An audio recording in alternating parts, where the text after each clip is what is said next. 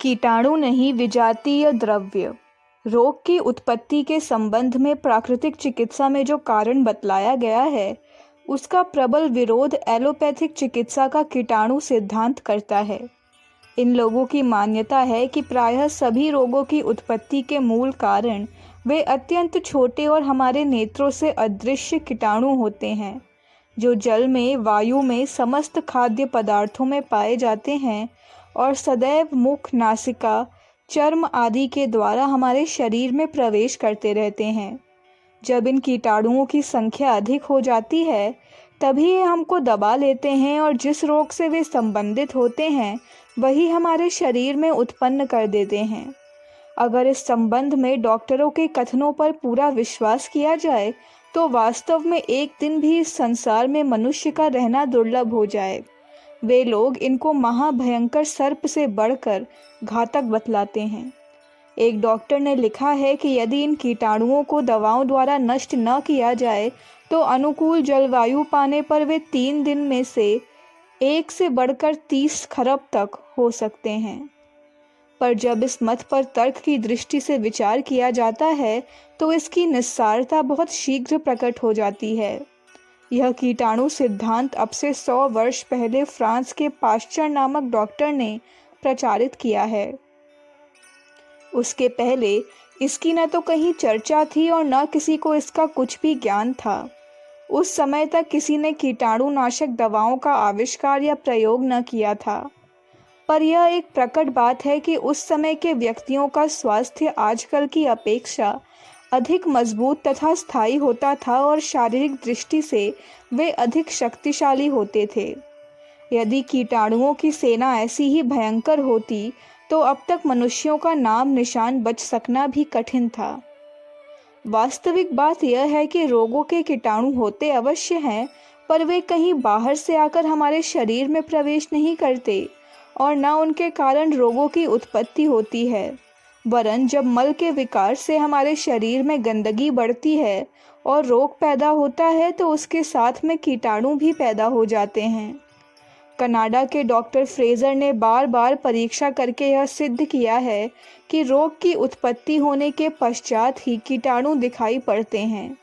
इस प्रकार रोग कारण है और कीटाणु उसके कार्य या फल हैं। कार्य का कारण से पहले हो सकना असंभव है।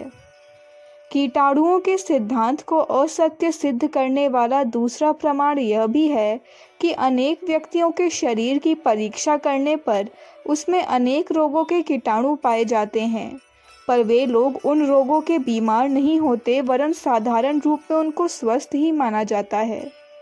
प्राकृतिक चिकित्सकों ने तो दावे के साथ यह कहा है कि जिस व्यक्ति का शरीर सर्वथा स्वस्थ होगा, अर्थात जिसके भीतर विजातीय द्रव्य जमा न होंगे, उसका ये कीटाणु कुछ नहीं बिगाड़ सकते।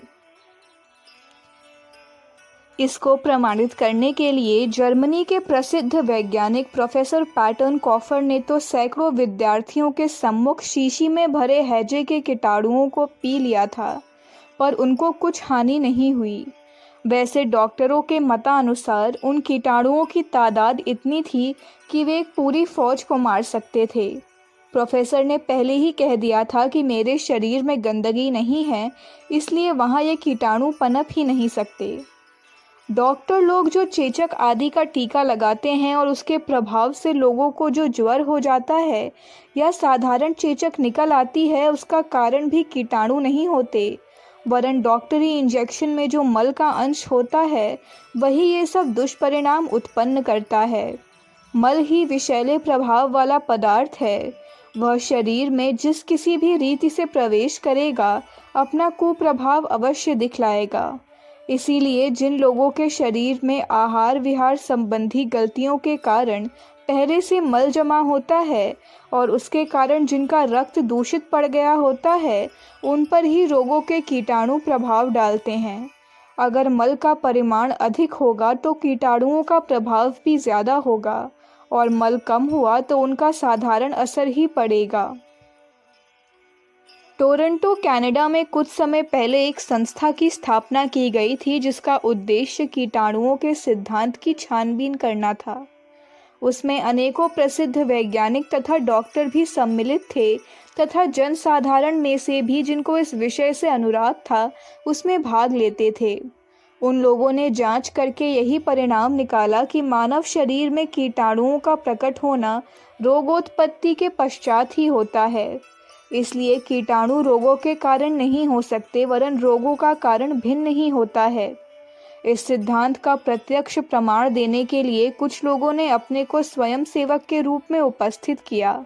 डॉक्टरों ने उनको भोजन तथा जल के साथ मिलाकर डिप्थीरिया, निमोनिया, टाइफॉइड ज्वर, मोतीझरा और गर्दन तोड़ बुखार आदि के ताजे और स्वस्थ कीटाणु दिए, पर उनके शरीर में उनके कारण कोई भी विकार या रोग उत्पन्न न हो सका और वे कीटाणु साधारण रीति से मल के साथ बाहर निकल गए। इसी प्रकार अमेरिका के डॉक्टर एडरमंड ने चेचक के टीके की असत्यता सिद्ध करने के लिए अपने समस्त शरीर में चेचक का बहुत सा मवाद मल लिया। वहाँ के कानून के अनुसार उनको रोगी मानकर क्वारंटाइन, रोगियों का निरोध गृह में बंद कर दिया, पर कई दिन बीत जाने पर भी जब उन पर कोई प्रभाव न पड़ा तब उन्हें छोड़ दिया गया। हम फिर यह बतला देना चाहते हैं कि हमारा उद्देश्य कीटाणुओं के अस्तित्व से इनकार करना नहीं है और न हम उनको निष्प्रयोजन बतलाते हैं। ये कीटाणु प्रकृति के एक बड़े साधन के रूप में हैं जिनके द्वारा वह निर्माण और विनाश दोनों कार्यों को संपन्न करती है। एक प्रकार के कीटाणुओं द्वारा प्रकृति जीवन की उत्पत्ति और वृद्धि करती है और दूसरे प्रकार के कीटाणु चारों तरफ पैदा होने वाली गंदगी और मल की सफाई करते हैं। अगर ये कीटाणु न होते तो यह संसार मुर्दा और सड़ी गली चीज़ों से भर जाता और उसमें स्वस्थ जीवन के विकास के लिए स्थान ही न रहता। इसलिए प्रकृति कीटाणुओं द्वारा ही मुर्दा और रोगी प्राणियों, पौधों और वनस्पतियों को नष्ट करा के नई वस्तुओं का निर्माण किया करती है। इस दृष्टि से कीटाणुओं को दोष देना या उनको भयंकर बतलाना निरर्थक है। उसके कारण ही हमारे शरीर में तरह तरह के विकार उत्पन्न होते हैं जो अंत में रोगों के रूप में प्रकट होते हैं। कीटाणु वास्तव में उस गंदगी को मिटाने को आते हैं और इस प्रकार वे हमारे शत्रु नहीं मित्र ही समझे जाने चाहिए। यह दूसरी बात है कि हम अपनी अज्ञानता से या स्वार्थ पर चिकित्सकों के उपदेशों से भ्रम में पड़कर उस समय उल्टा सीधा काम करने लगें और अपने ही हाथ से रोग को गंभीर या घातक बना दें। कीटाणुओं को इसके लिए दोषी नहीं बताया जा सकता। वास्तव में हमारे रोगों का सर्वप्रधान कारण हमारा आहार है। हम जैसा आहार करेंगे वैसा ही हमारा शरीर बनेगा और वैसा ही आसपास के वातावरण का उस पर प्रभाव पड़ेगा। आजकल लोगों ने आहार संबंधी नियमों और संयम का अधिकांश में त्याग कर दिया है और वे जीवा के स्वाद के लिए और आहार तत्व को न समझने के कारण प्रायः आवश्यकता से बहुत अधिक खाया करते हैं या ऐसे पदार्थ खाते हैं जो हमारी शारीरिक प्रकृति के अनुकूल नहीं होते और भीतर पहुंचकर विकारों को उत्पन्न करते हैं। जब ऐसे पदार्थ कब्ज पैदा करके भीतर ही पड़े रहते हैं तो उनमें सड़न पैदा होती है और विषाक्त रस तथा गैसों की उत्पत्ति होकर रक्त दूषित होने लगता है। यह दूषित रक्त ही समस्त रोगों की जड़ है, क्योंकि रक्त शरीर में नख से शिख तक प्रत्येक अंग में बराबर दौरा करता रहता है और उसमें जो विषाक्त द्रव्य मिल जाता है उसे वह समस्त शरीर में फैलाता जाता है। उस अवसर पर हमारा जो अंग सबसे अधिक निर्बल अवस्था में और असुरक्षित होता है उसी पर रोग का आक्रमण हो जाता है। यही रोगों का सच्चा कारण है। कीटाणुओं को इसके लिए दोषी बनाना व्यर्थ है। अखंड ज्योति, अगस्त 1962, पृष्ठ संख्या 12, 13, 14।